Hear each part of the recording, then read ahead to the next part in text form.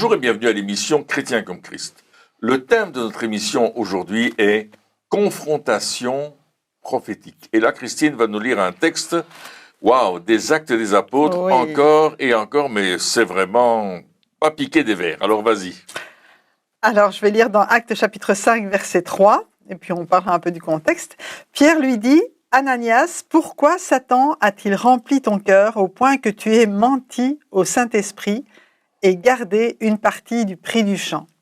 Alors, pour la petite histoire, quand même, on sait qu'à cette époque-là, les gens vendaient leurs biens pour que tout le monde puisse avoir de quoi se nourrir, de quoi vivre. Et Ananias et Saphira, son épouse, ont aussi voulu faire comme tout le monde. Ils ont vendu un champ, mais ils ont prétendu qu'ils donnaient aux apôtres toute la valeur du champ, alors qu'ils en avaient gardé la moitié. Et ça, ils n'ont rien dit de tout cela, mais Pierre, par le Saint-Esprit, a discerné vraiment ce que Ananias avait fait, et en lui disant, écoute, tu as menti. En fait, le problème, c'était pas qu'ils avaient vendu le champ et qu'ils avaient gardé, mais c'était le fait de mentir au Saint-Esprit. Il a cru qu'il pouvait berner même le Saint-Esprit.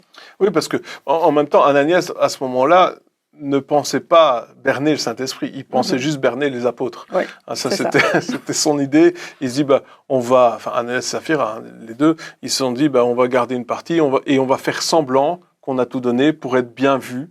Exactement. Ça leur a coûté la vie. Donc, c'était pas, comme tu dis, c'est pas piquer des vers comme histoire. Ça s'est pas bien fini pour eux, en tout cas. Mais ici, on voit que Pierre, il a été averti prophétiquement de ce qui s'est passé. Oui. Et je suis sûr que, alors, quand on lit ce texte, on peut pas voir les émotions. On ne voit que les paroles qui sont dites, mais je suis sûr que Pierre, ça l'a attristé. Il n'était pas là avec ce jugement. Oui, tu as menti au Saint-Esprit, tu vas mourir, ça me fait plaisir. Non, je suis sûr qu'il a dit, mais enfin, pourquoi est-ce que tu as été mentir au Saint-Esprit? Pourquoi est-ce que tu as fait ça? Maintenant, tu vas subir les conséquences de tes actes. Mais ça lui a été donné par révélation, et il a dû confronter Ananias et ensuite Saphira dans la suite de l'histoire. Mais ça veut dire aussi que des fois, lorsqu'on reçoit des paroles prophétiques, ou en tout cas, ici c'est vraiment une parole de confrontation, ça veut dire aussi que ça va pas toujours être des choses positives. Parce que souvent, lorsqu'on pense à prophétie, on pense positif, mais ici, c'est pas positif, c'est une révélation qu'il a eue prophétiquement, mais il a dû confronter, il a dû ouvrir la bouche, Pierre, pour dire ces choses-là. Et puis, on est dans le début de l'Église, il y a une grande présence du Saint-Esprit, il y a la sainteté de Dieu qui est là, et déjà, comme Christine le disait, d'autres personnes, d'ailleurs dans le chapitre précédent, on voit que d'autres personnes apportaient leurs biens, ils avaient vendu des propriétés qu'ils avaient en plus, ils ont dit j'en ai plus besoin, celle-là, j'ai ma maison, je peux vendre la deuxième que j'ai, ou le champ duquel je ne me sers pas, donc, et on va apporter ça pour suppléer aux besoins de tous les nouveaux croyants, et on sait que 3000 personnes s'étaient converties, puis encore 2000 après, et ça continuait à venir et à venir. Donc il y avait un besoin, il y avait quelque chose de très très pratique qui se faisait, et beaucoup de gens apportaient leur argent. Petite parenthèse, on voit que quand il y a un réveil, on ne se pose plus de questions au niveau des finances. Les gens ont décidé, ici on voit qu'il y a ce réveil-là, ce commencement de l'Église, les gens ne se posent pas de questions, ils vont apporter leurs finances, je pense, sans que personne ne demande quoi que ce soit. Il dit, ils ont des besoins, moi je peux pourvoir, je vais le faire. Et là, Ananias s'est dit, on dit, parce que on disait, un tel a donné autant, c'est écrit dans les passages, un tel a vendu son champ, il a donné l'argent. Ah ben Ananias s'est dit, c'est important, moi aussi je vais devenir important, je vais dire que j'ai vendu mon champ et voilà, j'apporte l'argent. Oui, j'ai tout donné, là, tout donné. Mais Pierre dit, mais est-ce que c'est vrai, ça, ce que tu dis? Oui, j'ai tout donné, oui. Mais non, t'as donné qu'une partie. Tu es en train de mentir pour devenir quelqu'un d'important, pour qu'on te considère. Mais le pire dans tout ça, c'est que même s'il avait donné qu'une partie, qu'il avait dit qu'il avait donné Il qu'une aurait pu partie, dire. il y aurait quand même eu une considération Ouais. dans ce qu'il avait fait. Donc c'était pas... Exactement. Il aurait pu donner, comme tu dis, 50%, 30%, peu importe, même 10%, il aurait pu les donner et dire, mais moi je garde le reste parce que j'en ai besoin aussi, et on verra dans le futur ce qu'on va en faire. Mais non, il n'a pas fait ça. Il a dit, non, moi j'ai vraiment tout donné, puis waouh, c'est le prix de ce champ, et ouais, c'est ça. Et Pierre, averti par le Saint-Esprit, va lui dire, mais tu as menti. Tu as menti au Saint-Esprit, parce qu'on te pose la question, et toi tu réponds quand même que ton mensonge, tu continues à le répondre. Donc, il y a une conséquence à ce que tu fais. Et la conséquence, c'est que tu perds la vie. Et je pense que ça a dû donner un coup terrible à la communauté. On s'est dit, waouh, c'est sérieux avec Dieu. On ne raconte pas n'importe quoi. Et cette confrontation prophétique, elle est importante encore aujourd'hui, parce que on parlait dans l'émission précédente des faux prophètes ou des personnes qui se disent prophètes et qui vont exiger de vous quelque chose ou qui vont vous raconter des choses qui vont vous faire peur, un jugement, etc., mais qui n'est pas vraiment quelque chose qui fonctionne. Tandis que ici, on voit qu'il y a la sainteté de Dieu qui est là. Tu ne mens pas au Saint-Esprit, tu ne mens pas à Dieu. Et on dit bien, c'est le Saint-Esprit. Il est saint, tu peux pas commencer à lui mentir. Et on rentre dans cette dimension du sérieux de Dieu, et c'est pour ça qu'il y a une confrontation d'ailleurs. Oui, parce que on passe au fait d'un système d'apparence à un système de vérité. C'est-à-dire que le monde fonctionne avec les apparences, avec ce qui frappe les yeux. Ouais, c'est ça. Mais Dieu regarde au cœur, à la vérité des choses. Et c'est ça, au fait. S'il y a une confrontation entre ces deux mondes. Oui. Ce monde où tout est basé sur l'apparence et la mentalité de Dieu où tout est basé sur la sincérité du cœur, la vérité des choses. Et dans ces deux choses, il y a besoin d'une confrontation, justement.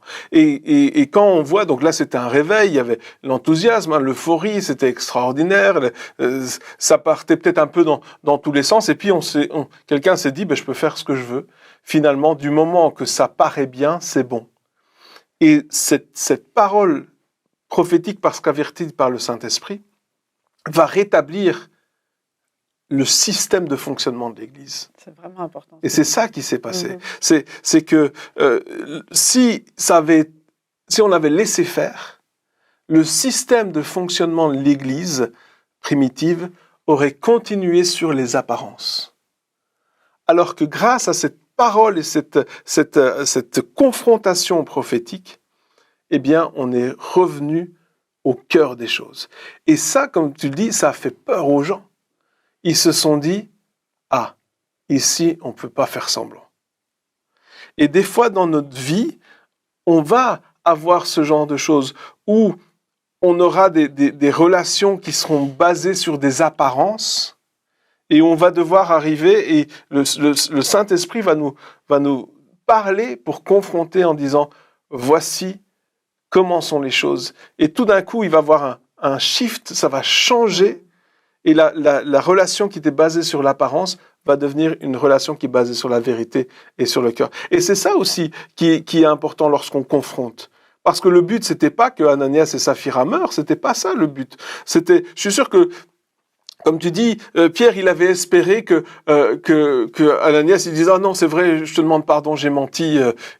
Et tout aurait été bien. C'est vrai. Mais il a continué dans son mensonge. Et à cause de ça, il est mort. Et donc, des fois, dans notre vie, il faut pouvoir confronter, justement. Mais ce qu'il dit ici, Pierre, Ananias, pourquoi Satan a-t-il rempli ton cœur pour que tu aies menti au Saint-Esprit? C'est qu'il était vraiment séduit par Satan, séduit par l'appât de la gloire, l'appât du gain, un peu de toutes les tentations auxquelles Jésus avait dû faire face aussi. La gloire, garder l'argent, etc., avoir une notoriété. Et pour ça, il était prêt à tout. Et il dit, mais pourquoi c'est vraiment l'origine de cela, l'origine du mensonge, c'est Satan, le père du mensonge. Donc, tu as menti, tu as suivi ton maître quelque part. Tu fais semblant d'être chrétien, mais tu ne l'es même pas du tout. Donc, ça veut dire que le diable avait aussi un plan pour l'Église. Oui, tout à fait. Il s'immisçait dans les réveils. Voilà, il avait une idée aussi. Le diable dit, ok, il y a un réveil. Je sais ce que je vais faire. Je vais pousser les gens à se baser sur les apparences, à chercher leur propre gloire, à essayer de se prendre pour des stars. Et je vais pousser je vais pas essayer de détruire. Je vais pas confronter parce que ça, pour l'instant, ça marche pas. Après, il a essayé une autre tactique. Mais je vais d'abord essayer de m'immiscer là-dedans. Et je vais essayer de détourner parce que le diable aussi, il a un plan pour l'Église. Absolument. Et c'est cette parole prophétique de confrontation qui a brisé le plan du diable. Et le diable, il a un plan aussi pour notre vie à nous. C'est vrai. Dieu, il a des projets pour nous, mais le diable, il a des projets pour nous. Et comment faire face? Eh bien, en étant capable de confronter lorsqu'on voit que quelque chose arrive. Ça, je sais, c'est pas de Dieu. Et je vais pas me taire. Parce que là aussi, des fois, on voit que c'est pas de Dieu. On veut être gentil. On veut être gentil avec tout le monde. Je suis chrétien, je suis gentil. Je vais pas dire trop de choses parce que je veux pas déranger, etc. Mais ici, si on se base sur la vie de Jésus et sur ce qu'il disait, il dérangeait. 2, sur les actes des apôtres et les apôtres qui dérangeaient aussi. On voit que on ne peut pas faire autrement que des fois devoir confronter, et on ne peut pas juste rester les gentils tout le temps et rien dire pour ne pas choquer. Et on voit ça dans Acte 4. On revient un peu en arrière dans le texte, mais Acte 4, où à un certain moment, les disciples vont être arrêtés, vont être mis en prison, et ils vont sortir d'une façon extraordinaire. Dieu va permettre qu'ils sortent de prison, qu'ils sont libérés, mais on va leur interdire de prêcher le nom de Jésus dans Jérusalem. Parce qu'ils avaient rempli Jérusalem avec le nom de Jésus, et on va leur dire, mes amis, ça suffit maintenant, on vous interdit, etc. Donc on voit déjà l'emprise de Satan qui interdit la proclamation de l'Évangile. Mais Pierre et les disciples ont commencé à prier, à intercéder, à proclamer que Dieu règne, qu'il est maître des temps, des circonstances, qu'il est le Tout-Puissant, le Créateur du monde, que c'est à lui qu'ils sont soumis. Et ils vont confronter le plan du diable, et ils vont annuler le décret de l'ennemi sur leur vie en décrétant et en proclamant, en confrontant justement le plan de l'ennemi. Et là, prophétiquement, on peut discerner le plan de l'ennemi. Prophétiquement, on peut, en retournant dans les Écritures, comme eux ont fait, ils ont commencé à citer les Écritures, des psaumes, etc. Et là, tout d'un coup, ils ont compris que c'était un plan de l'ennemi qui empêchait la proclamation de l'Évangile, et prophétiquement, ils ont dit, maintenant ça suffit, on va proclamer le contraire. Et ils ont dit, Seigneur, qu'il se passe des signes, des prodiges, des miracles, on va proclamer la parole, et le lieu où ils étaient trembla, parce que Dieu a dit, je suis avec vous. Il y a une manifestation physique de la présence de Dieu, comme il y a eu une manifestation physique de la présence de Dieu avec Ananias, qui est tombé mort, il y a eu quelque chose où Dieu s'est manifesté, il a dit, je suis avec vous, ne craignez pas, c'est moi qui contrôle les choses, c'est pas Satan qui contrôle votre vie, c'est moi qui le fais. Et on voit que cette onction prophétique qui est dans l'Église primitive, on en a besoin aujourd'hui. On a besoin de discerner, comme tu disais, les projets maléfiques de l'ennemi, qui sont pour notre vie, qui sont pour nous détourner de la vérité de l'Évangile, et qui sont là pour empêcher notre conscience d'être correcte. Or, Dieu voulait que la conscience d'Ananias et Saphira soit juste, et qu'ils disent, oui, c'est vrai. En toute conscience, j'ai mal agi. C'est vrai, et puis il y a aussi la manière de répondre. Je pense que dans le texte de Acte 4, justement, donc où on leur interdit de parler, etc., il y a la manière de faire face à cette situation-là. Ils auraient pu... Au fait, on arrive avec une interdiction humaine. Et moi, je peux répondre humainement. Et là, ce que je vais faire, je vais engager des avocats, je vais faire un procès, je vais commencer à me battre humainement, je vais faire signer une pétition, je vais faire une manifestation, je vais essayer de parler à des responsables pour qu'ils puissent parler en ma faveur. Ils n'ont rien fait de tout ça. Ils n'ont rien fait de tout ça parce que ils ont pu discerner que le combat, il n'était pas charnel. Et c'est ça aussi, des fois, lorsque on fait face à des situations qui nous sont contraires, on a l'impression que le seul moyen de réagir, de réaction que nous avons, qui a mis à notre disposition, c'est quelque chose d'humain. Et donc, on va répondre humainement à la situation. Et c'est pas du tout ce qu'ils ont fait, parce que c'est pas ça que le Saint-Esprit voulait. Et ce qu'ils ont fait, c'est que ils ont prié. Comme tu dis, ils ont proclamé la parole de Dieu, et ensuite, ils ont dit, Seigneur, qu'il se produisent des signes, des prodiges, des miracles, etc. Et donne-nous de l'assurance pour aller contre ces choses-là. Et puis, le lieu où ils étaient tremblants, ils ont été tous remplis du Saint-Esprit, et ils ont pu prêcher avec assurance. Donc, là où la chose même qu'on voulait leur enlever, leur assurance, c'est ça que le Saint-Esprit leur a donné à nouveau. Pourquoi? Parce que ils n'ont pas regardé avec des yeux humains la réponse à la situation, mais ils ont regardé avec ce que le Saint-Esprit voulait faire. Et ça aussi, c'est une leçon, parce que la confrontation prophétique, c'est pas une confrontation humaine. Exactement. Les armes avec lesquelles nous combattons ne sont pas charnelles, mais elles sont spirituelles. Donc ça veut dire que on n'a pas à chercher des confrontations humaines. Combien de serviteurs de Dieu, d'églises, de personnes, des enfants de Dieu, ont cherché la confrontation humaine, un procès, machin, tout ça, alors qu'ils étaient dans leur droit et ils ont perdu. C'est vrai. Pourquoi? Parce que c'était pas là le combat.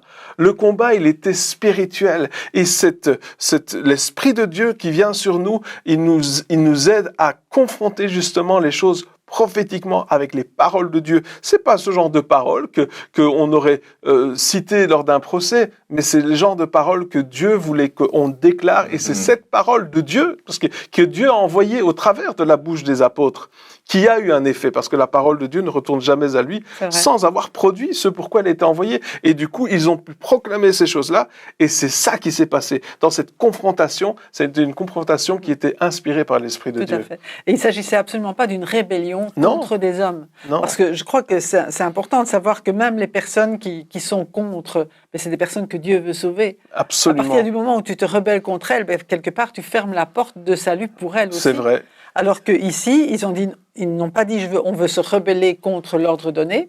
Ils ont dit on veut juste continuer à obéir à Dieu. Et ça change la perspective. Oui. Dieu nous demande d'agir ainsi, on va obéir à Dieu. Si c'est ce qu'ils ont dit à un certain moment, il vaut mieux obéir à Dieu plutôt qu'aux hommes. Jugez vous-même s'il vaut mieux obéir à Dieu plutôt qu'aux hommes. C'est ce que vous auriez fait aussi peut-être quelque part à notre place. Et ils ont continué et effectivement le résultat, si on revient à Ananias et Saphira, c'est que la crainte s'est emparée de tout le monde en disant on ne veut pas se joindre à eux pour faire semblant. Donc c'est seulement les vrais chrétiens qui se sont joints à eux.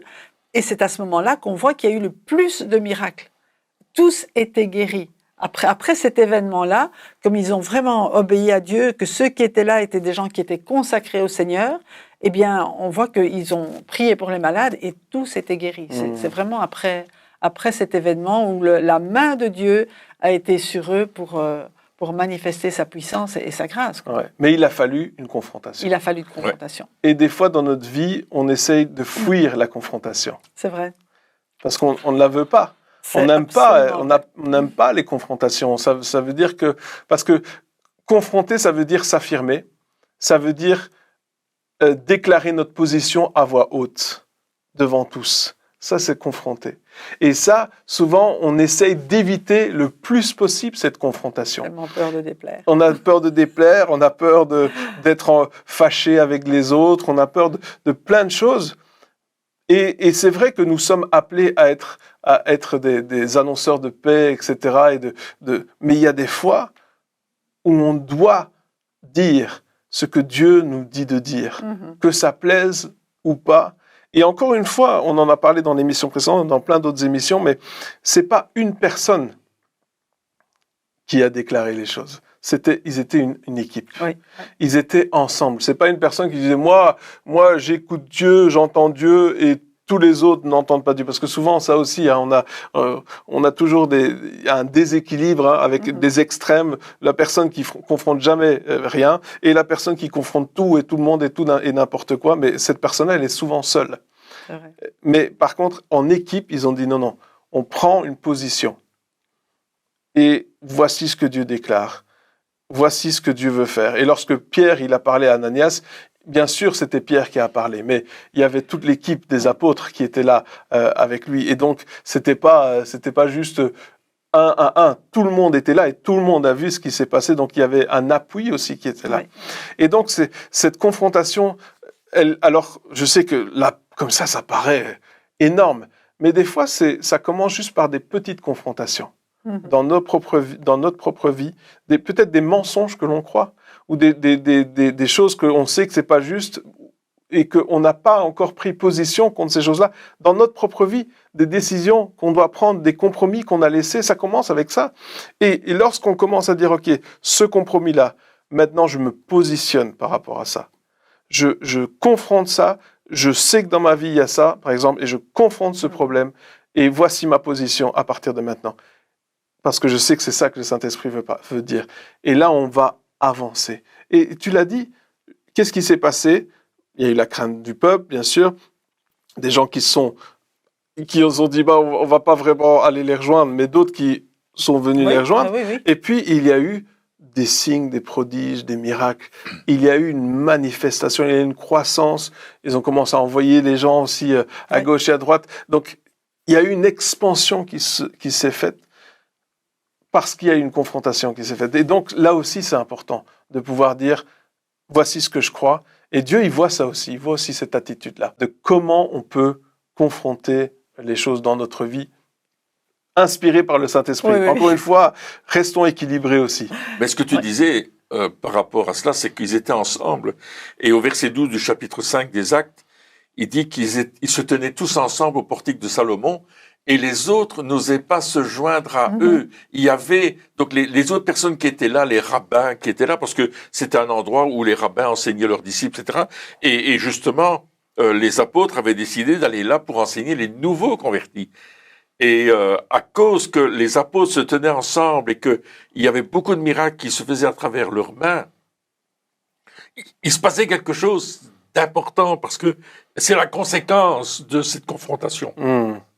Ouais, c'est ça, exactement. Et du coup, les gens les prenaient au sérieux et disaient ok, je peux pas aller faire mon cinéma. Ouais, je peux pas faire semblant. Je peux pas faire mon cinéma. Et ça aussi, c'est quelque chose que aujourd'hui, je pense, c'est important que ça revienne dans l'Église. Se dire, oh, ici, c'est pas du cinéma. Alors pas que dans les églises c'est du cinéma, c'est pas ça que je suis en train de dire, mais cette révérence pour la sainteté de Dieu, pour ce que Dieu veut faire aujourd'hui, de pouvoir dire, mais aujourd'hui, ici, je veux pas faire du cinéma. Et qu'est-ce que ça change? Ça change que lorsque je fais du cinéma et que j'accepte le cinéma, ce qui se passe dans ma vie, ça se passe à la surface. C'est juste des émotions. Je vais aller voir un film, ça va me faire rire, je vais sourire pendant un temps. Ouais, c'est l'apparence. C'est l'apparence. Ça va me faire rire, ce sera marrant. Mais à l'intérieur, si je suis triste, je serai toujours triste. Par contre, si je suis vrai, et quand je viens vers Dieu, je suis vrai, ce qui va se passer dans ma vie, ça va être en profondeur. Et c'est ça que Dieu veut faire en nous et au travers de nous. Il veut nous toucher au plus profond de notre être, mais il veut que lorsque l'on parle, ça touche aussi les autres au plus profond de leur être. C'est ça qui change notre vie. Oui. C'est ça qui change notre vie. Et c'est ça, quelque part, l'esprit prophétique, c'est le Saint-Esprit qui parle à travers nous. Oui. Pas pour démolir, parce que ici c'est vraiment terrible ce qui s'est passé, mais le but de Dieu au départ, c'était vraiment de relever aussi, hein, et c'est pourquoi il y avait eu cette question à Ananias, et quand Saphira est arrivé, pareil, il a posé la question, il a donné la possibilité de dire la vérité, mais comme ils se sont enfoncés dans leur mensonge, là c'était vraiment inéluctable. Mais le but de Dieu, c'est vraiment de sauver, c'est de convaincre de péché, de justice, de jugement, de convaincre, d'avoir cette repentance, ce changement qui puisse relever la personne. Et c'est ce que Dieu veut vraiment. Et ici, je pense que c'est aussi ce que ça a eu comme effet. je vais dire mais je vais me laisser interpeller par Dieu, je vais être vrai, vrai devant le Seigneur. J'ai péché, je demande pardon, Seigneur, purifie-moi, lave-moi. Et quand on parle de purifier, c'est aussi enlever la racine qui produit le péché, qui produit le mensonge. Enlever ce que Satan a en moi pour me pousser à faire des choses. C'est là aussi purifier. C'est pas seulement laver, c'est vraiment purifier. Et ça, c'est juste. Et là aussi, pareil, lorsqu'on vit des situations, peut-être qu'on peut se dire, OK, Seigneur, qu'est-ce que toi, tu veux dire prophétiquement de cette situation ? Moi, voici ce que j'ai fait humainement. J'ai fait ça et ça et ça. Mais toi, Seigneur, c'est quoi que tu déclares? Parce que ici, on voit des choses qui se sont faites publiques, mais des fois, dans notre situation, on a besoin de faire des déclarations devant personne, si je veux m'exprimer ainsi, mais devant le monde spirituel.